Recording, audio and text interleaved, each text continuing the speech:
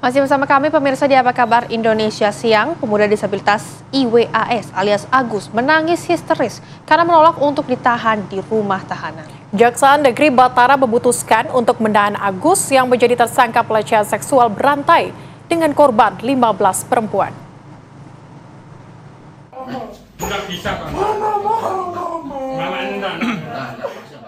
Tangisan histeris ditampilkan tersangka IWAS alias Agus di hadapan petugas Kejaksaan Negeri Mataram. Agus bahkan meraung-raung dalam pelukan ibunya.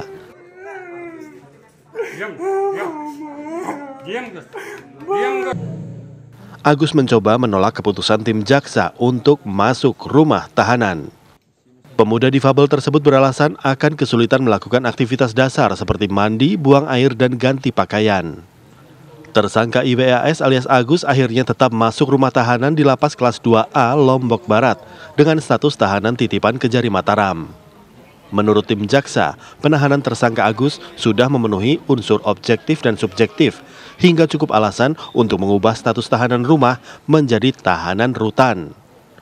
Selain itu, rumah tahanan juga sudah dilengkapi fasilitas yang memadai bagi kelompok rentan. Secara objektif dilihat memang ancaman di atas 5 tahun penjara sehingga bisa untuk dilakukan penahanan rutan.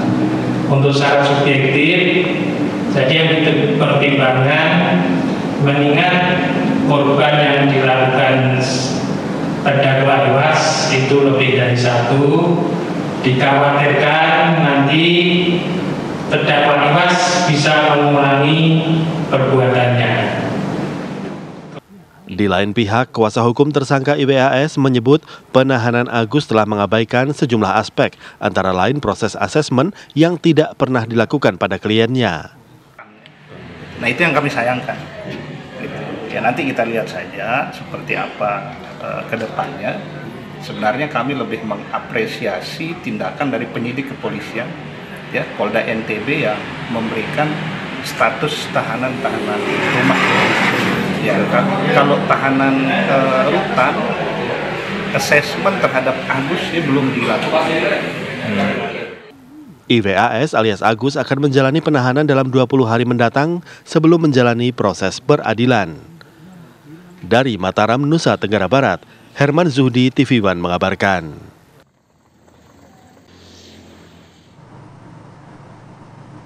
Ya pemirsa, IWAS alias Agus, pria difabel yang berdomisili pemirsa ini di Batara, Nusa Tenggara Barat, dituding melakukan pelecehan terhadap seorang mahasiswi. Ya, berdasarkan barang bukti, Agus menjerat korban-korbannya dengan cara memanipulasi pikiran mereka.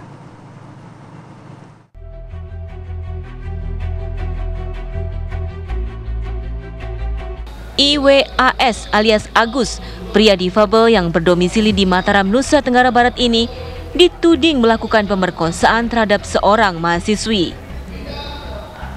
Saat Agus ditetapkan sebagai tersangka, ranah maya beramai-ramai mempertanyakan tindakan polisi. Bagaimana bisa seseorang yang tak memiliki tangan sedari lahir bisa berbuat asusila?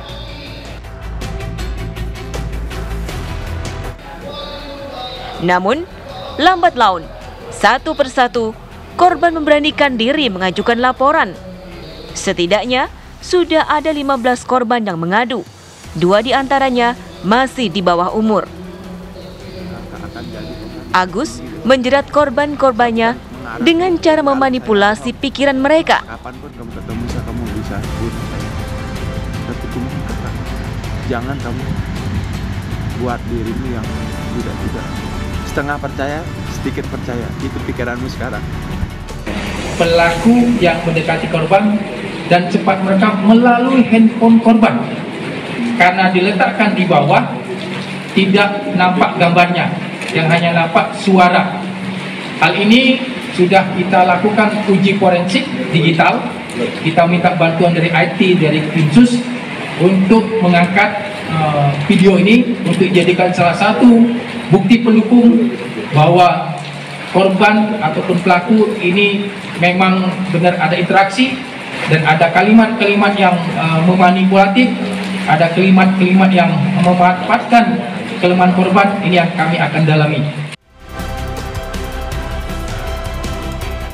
Kendati belum ditahan, Agus harus mengikuti proses hukum yang berjalan. Mampukah ia membuktikan bahwa dirinya tak bersalah atau harus berakhir mendekam di balik penjara? Tim TV One mengabarkan.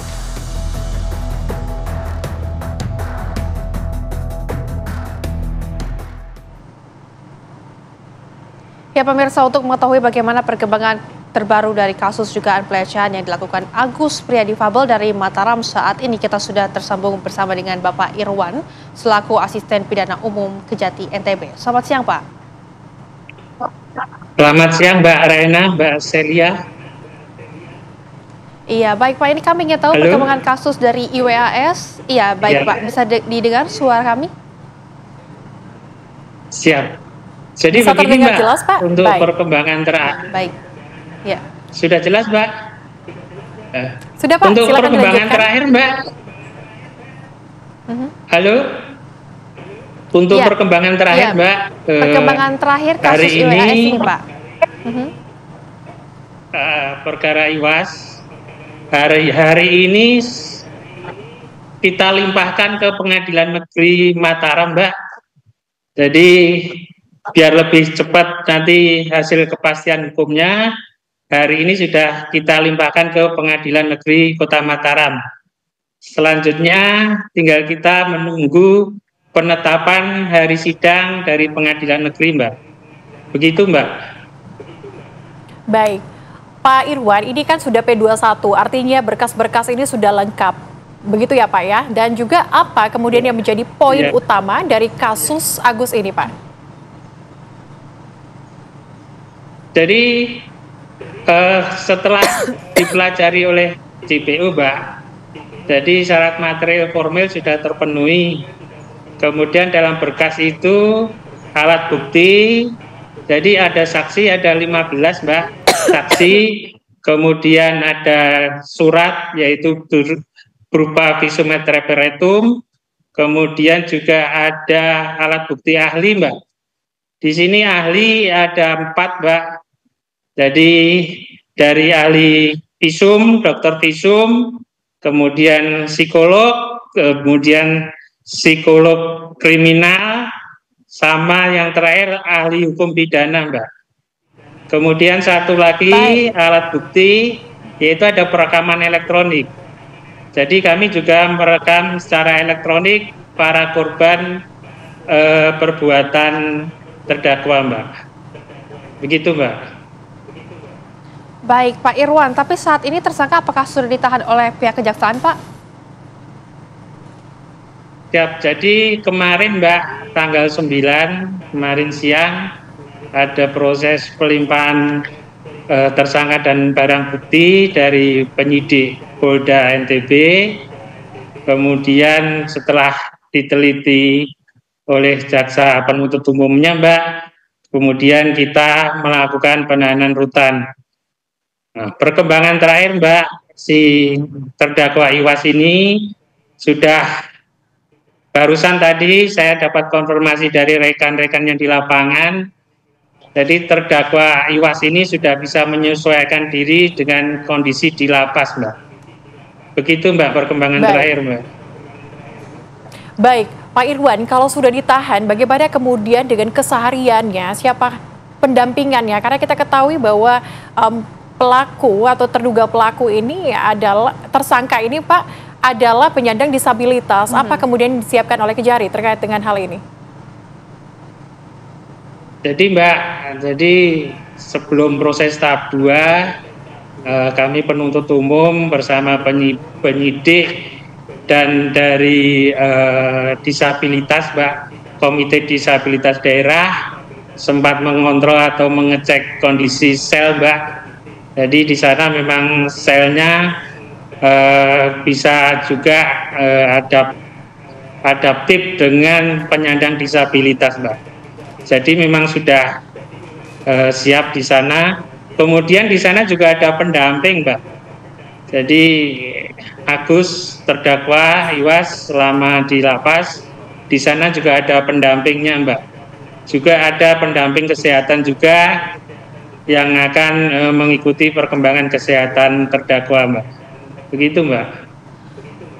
Baik Pak Irwan, berarti artinya akan ada pendamping yang nantinya akan berdampingi Agus selama ditahan. Tapi untuk ruang tahanan ini sendiri, apakah akan bersama dengan tahanan-tahanan lain Pak? Atau mungkin diberikan sesuatu yang spesial mengingat Agus ini memiliki disabilitas Pak? Jadi tahanannya khusus untuk tahanan yang rentan, Mbak. Jadi kebetulan di situ Agus juga ada tahanan yang sudah memasuki usia tua juga ada, Mbak. Jadi tidak khusus untuk Agus, tidak, Mbak. Memang untuk narapidana atau napi yang rentan, Mbak, kondisinya, Mbak. Gitu, Mbak. Baik. Pak Irwan, selama ditahan oleh Kejari ini, apakah sang ibu bisa mengunjungi Agus dan juga mungkin memberikan pendampingan ataupun mengurus Agus selama berada di tahanan atau seperti apa nanti? Ya mungkin Mbak, ya itu kan kewenangan lapas, Mbak. Tapi setahu kami, Mbak, kalau setiap saat mendampingi tentu saja tidak ya, Mbak. Mungkin nanti ada jam besok, jam mengunjungi mungkin ada, Mbak. Mungkin begitu, Mbak. Baik Pak Agus, sedangkan untuk sidangnya sendiri kapan akan digelar Pak Agus? Maksud kami Pak Irwan, sidangnya sendiri kapan akan digelar? Ya, jadi gini Mbak, hari ini sudah kita limpahkan Mbak ke Pengadilan Negeri Kota Mataram, Mbak. Jadi kita tinggal menunggu penetapan hari sidang. Jadi nanti sidangnya di Pengadilan Negeri Kota Mataram, Mbak. Kita tunggu bersama. Baik, kita tunggu bersama bagaimana nanti proses persidangan yang akan berlangsung. Terima kasih Pak Irwan Setiawan sudah bergabung bersama dengan kami di Apa Kabar Indonesia Siang. Sehat selalu Pak.